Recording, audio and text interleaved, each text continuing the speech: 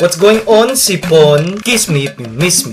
This is your one and only Pinoy boy bringing you another tutorial. I know it's been a long time. I know you may be wondering why suddenly things looks different. No, you are not wearing a new glasses or contact. It's HD! Clear vision, Nax! If you ask a Filipino what he is eating, 99% of the time, he will say it is something with rice. Why? Because we Filipinos eat everything with rice, diba? So ladies and gents, this tutorial is about Filipinos and rice.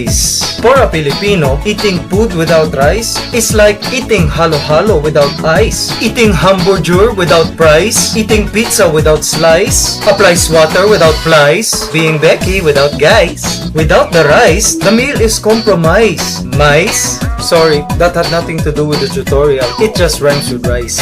Rice makes up a big portion of the Filipino meal. One time, I started this new gym exercise program and it was suggested to me to not eat rice so I can cut down on my fat. So I did. Day 1. Actually guys, I don't think I will have rice with my KFC chicken. You can have it. Day 3. Maybe french fries na lang in coleslaw. Day 5. Day 7. It's cooked. Mikey, what are you doing? You are like a feral animal. And that is for the whole family.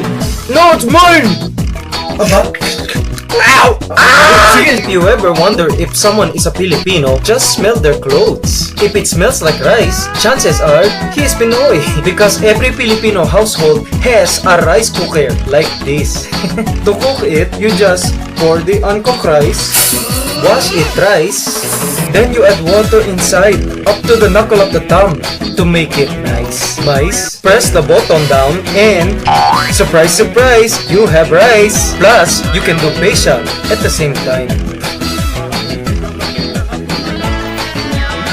Now for a lesson on how we eat rice. Filipinos will sabaw their rice. But if you're like me, you like to rice your sabaw till it is flooded. Filipinos like to work, breathe, discipline, and even wash our palms after our number 2 with our hands. And of course, with that same hand, we Filipinos eat our rice. Pack, pick, and push with the thumb. I have found that Filipinos and rice have a lot in common. For instance, there are brown Filipinos and white Filipinos. In the same way, we have white and brown rice. And just like Filipinos, for some reason the whiter rice is more desirable than the brown rice.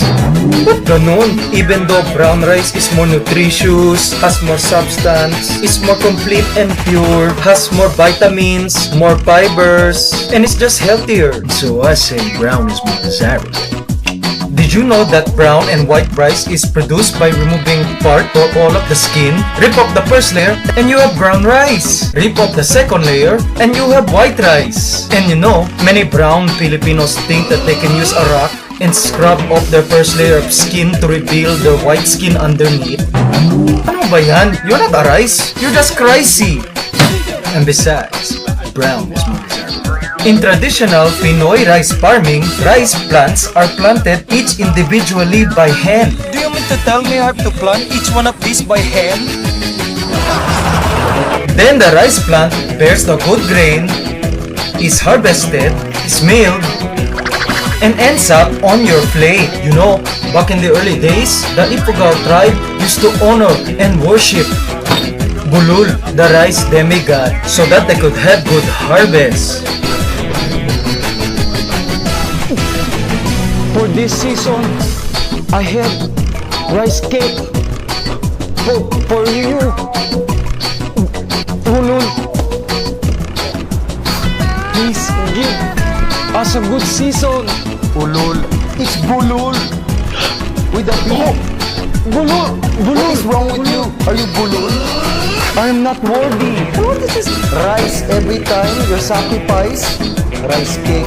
You know, giving me rice cake kasi I give you the rice is like giving a gasoline pumper a balloon full of carbon dioxide.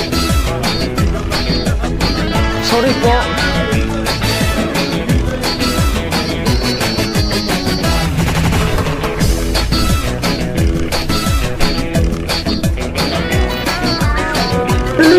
You You know, my Lola, God rest her soul, used to tell me as a kid, do not leave a single grain of rice on your plate because It is a waste of 4 months of a farmer's hard work in the Philippines, Michael. You know, Filipinos waste 2 tablespoons of rice daily. In 2010, we wasted rice equivalent to 6.2 billion pesos. That is enough to feed 2.6 million Filipinos for a year. Wow! Lola, let me tweet about that. Interesting. Michael, don't you find you're a little bit too old for subo? No. Lola, I like when you subo me, okay? truth is, my Lola was right. Kawawa the rice farmer and their 4 months of work. Oo nga. You try doing what I do for 4 months and have everyone waste the fruits of your labor. We're sayang. So let's set up for us. Here's a tip. Do what I do and get only what rice you can eat, but also eat it with other staples like banana, sweet potato, and mais. Mais. Rise to the challenge. Be RICE-Ponsible. You know, I used to freak out at those weddings where they are throwing rice everywhere. Oh my God! Sayang! Look, this wedding is costing us Filipinos 6.2 billion pesos! Stop!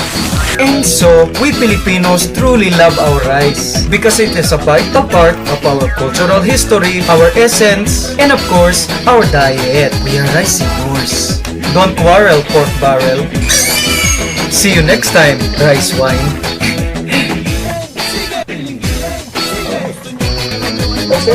Filipino dubbing next.